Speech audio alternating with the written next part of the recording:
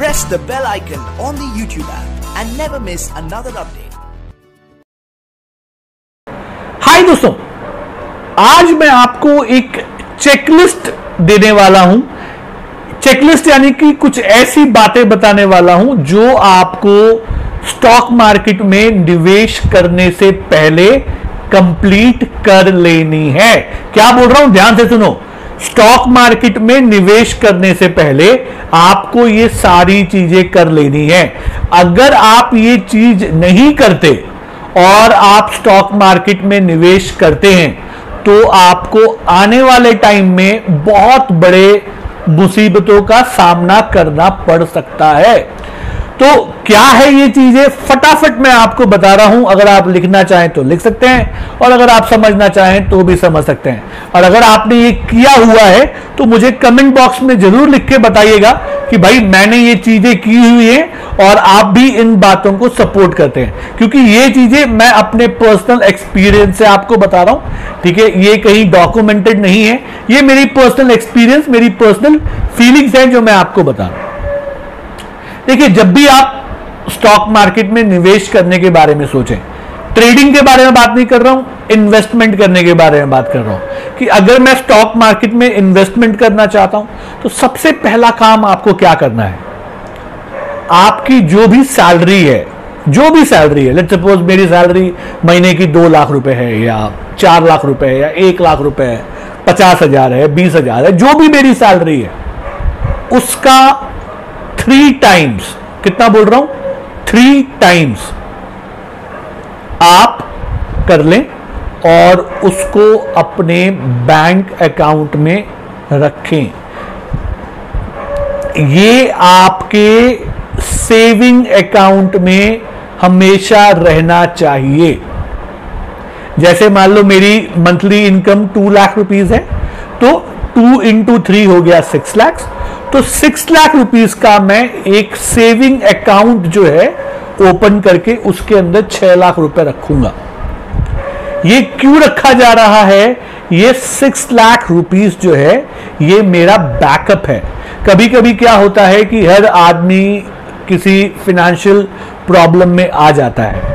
ठीक है, हमेशा हर साल हर महीना एक बराबर का नहीं होता, किसी महीने में ऊपर नीचे उतार चढ़ाव होते हैं। तो आपके पास एक बैकअप होना चाहिए कि अगर मान लो 1-2 महीने आपको जॉब से सैलरी नहीं आ रही, बिजनेस ठीक नहीं चला, तो आपको पैनिक होने की जरूरत नहीं है, आप किसी के आगे हाथ नहीं फैलाओगे। आपके पास सेविंग अकाउंट में, ठीक है, आपके सेविंग अकाउंट में उतने पैसे रहेंगे। अब सेविंग अकाउंट ये आपको अलग रखना है। लेट्स सपोज मेरा सेविंग अकाउंट जो है HDFC बैंक में है, जिसमें मैं नॉर्मल अपना ट्रांसैक्शन करता हूं। तो एक सेविंग अकाउंट जो है मैं ICICI में ओपन कर लूंगा या SBI में ओपन कर लूंगा और वहां पे मैं ये 6 लाख रुपए छोड़ दूंगा। भाई ठीक है, यहां पे पड़े रहेंगे और वहां से मुझे इंटरेस्ट भी आता रहेगा। ठीक है, वो पैसे वहां पड़े। तो पहला काम आपको ये करना है, बैकअप तैयार रखना है। सेकंड काम आपको क्या करना है, जो भी आपकी इनकम है उसका 12 टाइम्स, कितना बता रहा हूं, 12 टाइम्स, यानी कि एक पूरा साल। तो मान लो मेरी इनकम 2 लाख रुपए की है, 2 लाख इंटू 12 कितना हो गया, 24 लाख रुपए आप FD में डालें। फिर से रिपीट करता हूं, 2 into 12 जो भी मेरी महीने की इनकम है 12 महीने के साथ, यानी कि मल्टीप्लाई कर ले तो हो गया 24 लाख। 24 लाख रुपए का आप FD करा के रखें और अपने पास रखें FD।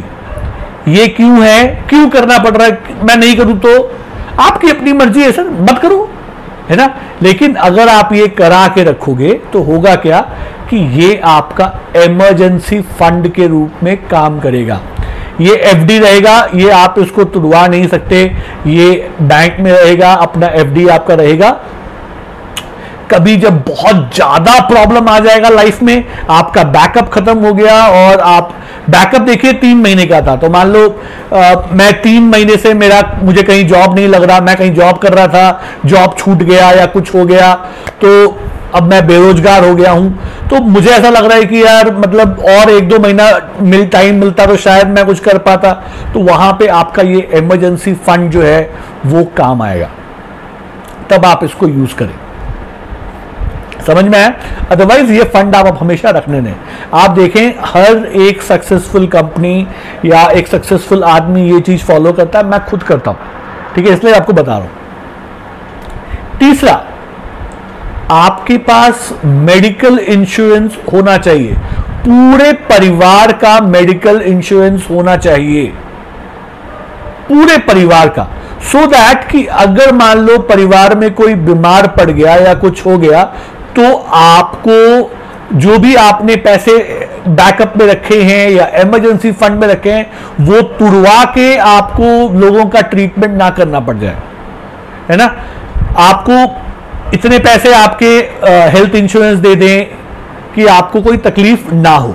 तो आपका तीसरा काम यह है कि आप पूरे परिवार का एक हेल्थ इंश्योरेंस निकाल के रखें। चौथा काम जो बता रहा हूं वो है, आप अपने लिए और जो भी घर का अर्निंग मेंबर है, आप अर्निंग मेंबर हैं और जो भी घर का अर्निंग मेंबर है, उसका लाइफ इंश्योरेंस जरूर निकाल के रखें। एडवोकेट लाइफ इंश्योरेंस, यानी कि मैं ये 5 लाख का लाइफ इंश्योरेंस करके रखा हूं, भाई कल को मेरी मौत हो जाती है तो मेरे परिवार को 5 लाख मिलेंगे। भाई मेरी वैल्यू 5 लाख थी, मेरी महीने की पगार 5 लाख से ज्यादा आती है यार, आप समझ रहे हो?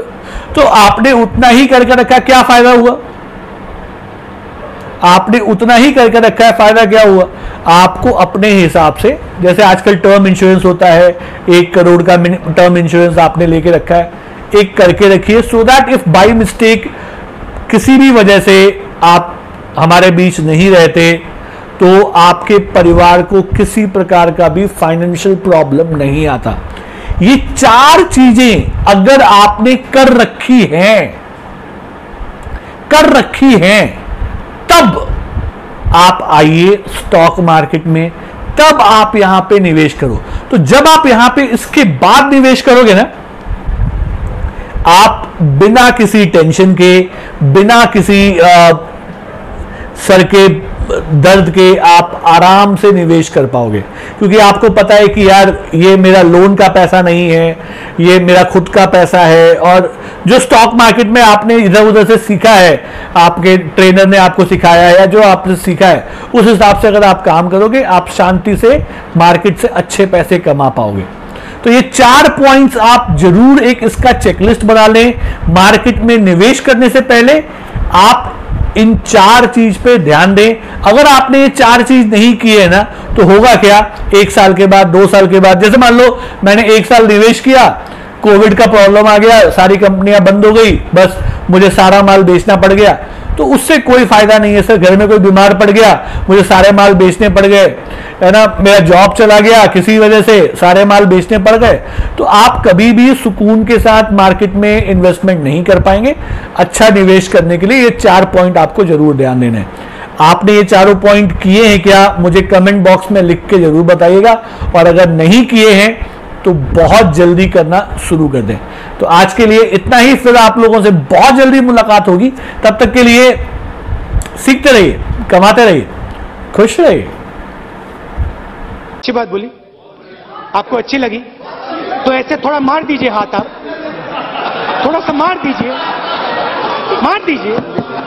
एक बार मार दीजिए। क्यों कष्ट हो रहा है आपको?